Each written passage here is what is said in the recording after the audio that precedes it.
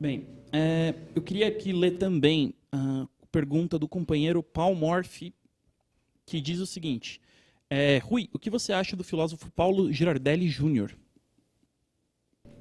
Olha, eu não conheço o suficiente para emitir uma opinião, não consigo nem lembrar alguma coisa que ele tenha dito.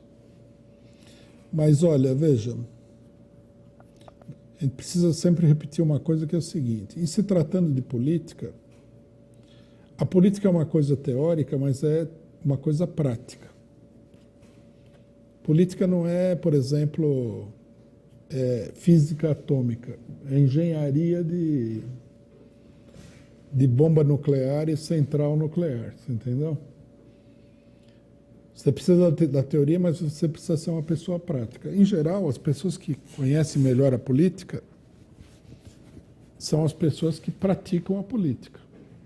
Por exemplo, na política burguesa, o pessoal não recebe muito conselho para fazer as falcatruas que eles fazem de nenhum intelectual. O intelectual, em geral, é para decorar justificar alguma coisa, etc. e tal. Esse negócio de filósofos e de professores universitários e tudo mais, né, que já é uma coisa que a gente tem que olhar criticamente, porque as universidades são controladas pela burguesia, não pela classe operária. Mas tudo bem, tem a sua serventia. Por exemplo, por exemplo, eu leio muita coisa de acadêmicos de diferentes países.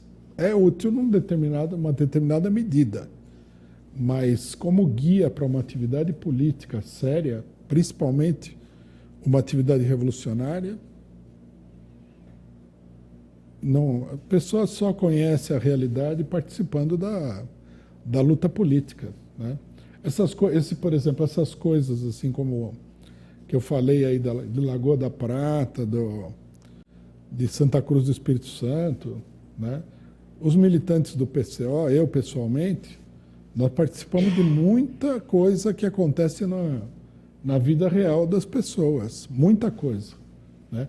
Não sei se algumas pessoas que nos conhecem aqui, que acompanham a análise, pensam que nós somos nós somos intelectuais de gabinete. Não é assim, né? Eu já atuei em muitos lugares, participei de muita coisa, tanto no Brasil como fora do Brasil também. Você tem que participar dos movimentos, você tem que participar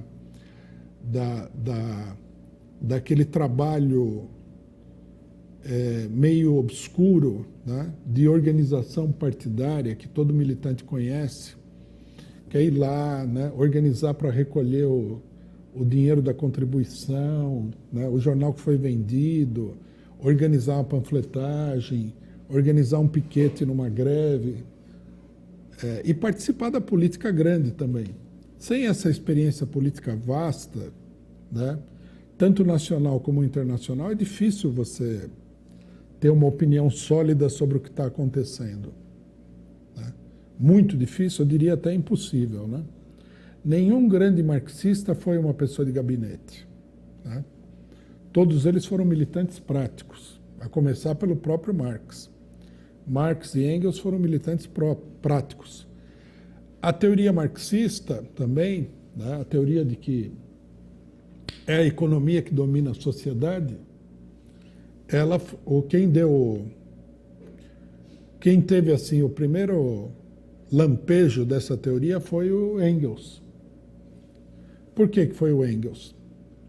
Por dois motivos. O Engels, ele trabalhava numa fábrica do pai dele, né? Então, quer dizer, ele conhecia o mundo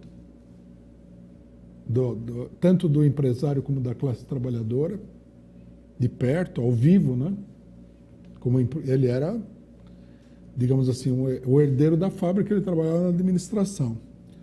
E quando ele foi para a Inglaterra, trabalhar em outra fábrica também do pai, que o pai tinha uma fábrica na Alemanha e outra na Inglaterra, né? Ele, através dos operários, ele começou a participar do movimento cartista,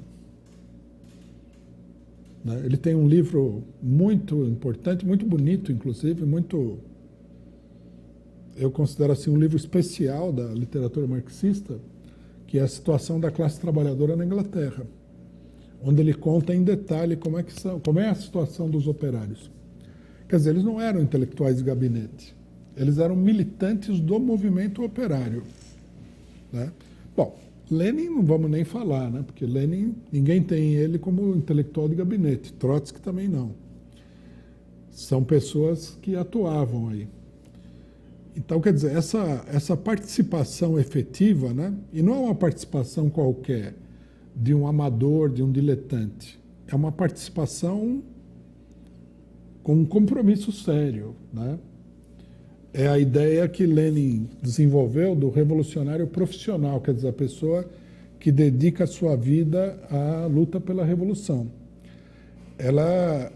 Esse caráter, né, da atividade política é muito importante. A chave do problema é a construção do partido, né? Se você nunca se envolveu na luta pela construção de um partido, a sua visão dos acontecimentos, ela naturalmente é distorcida. É como se você estivesse vendo as coisas através de uma barreira óptica qualquer, que distorce tudo que você está vendo, né? Nós, no PCO, por outro lado, temos uma experiência.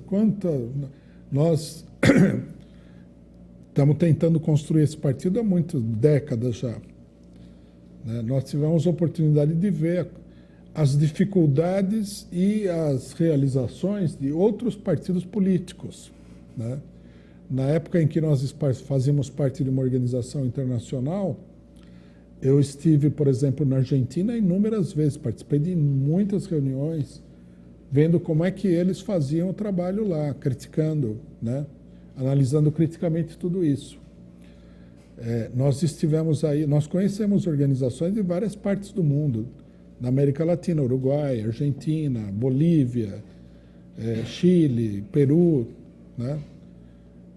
Tudo isso daí nós tivemos a oportunidade de ver. E na Europa também, em outros lugares do mundo. Então, quer dizer, esse trabalho, esse ambiente, né, onde as pessoas estão realizando esse trabalho é muito importante.